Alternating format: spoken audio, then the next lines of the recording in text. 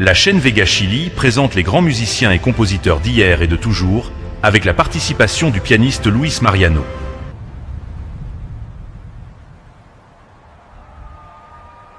Bonjour à tous, je suis Luis Mariano, et c'est de ma belle Vina del Mar, au Chili, que je vous souhaite la bienvenue. Aujourd'hui, nous ne sommes pas là pour parler de partitions ennuyeuses. Nous sommes là pour parler de la première rockstar de l'histoire de la musique. Quelqu'un qui, comme moi, a consacré sa vie entière aux touches noires et blanches. Nous allons parler de Johannes Chrysostomus Wolfgangus Theophilus Mozart, né à Salzbourg en 1756.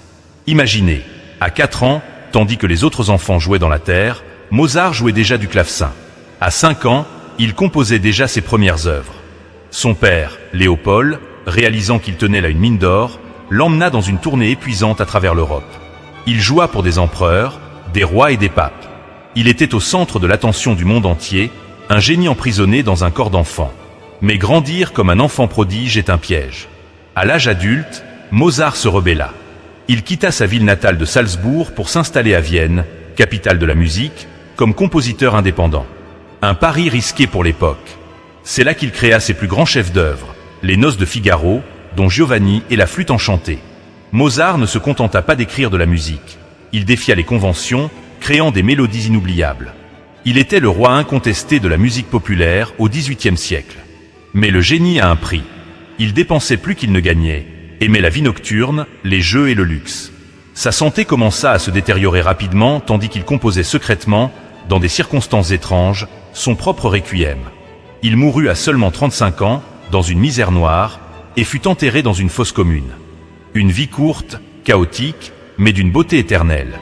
Et si je vous disais que la plus belle chanson jamais écrite fut commandée par un homme anonyme pour annoncer la mort de son propre créateur? Voici l'histoire de la façon dont Wolfgang Amadeus Mozart composa ses propres funérailles. Juillet 1791.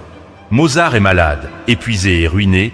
Un mystérieux inconnu, vêtu de gris de la tête aux pieds, frappe soudain à sa porte. Il ne se présente pas et lui remet une lettre contenant un ordre clair.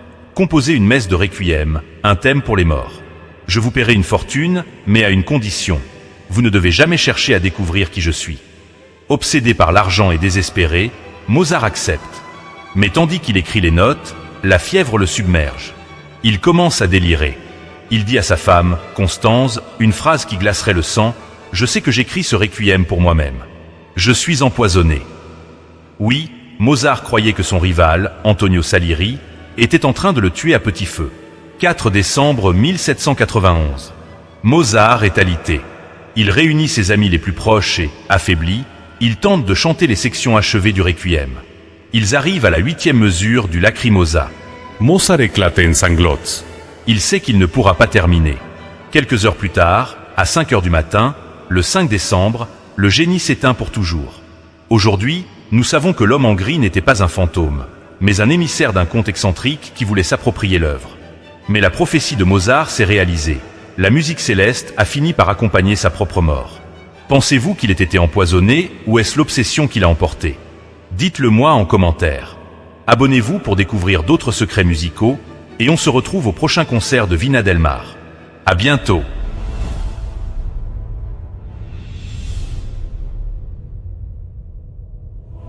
La chaîne Vega Chili a présenté de grands musiciens et compositeurs d'hier et de toujours, avec la participation du pianiste Luis Mariano.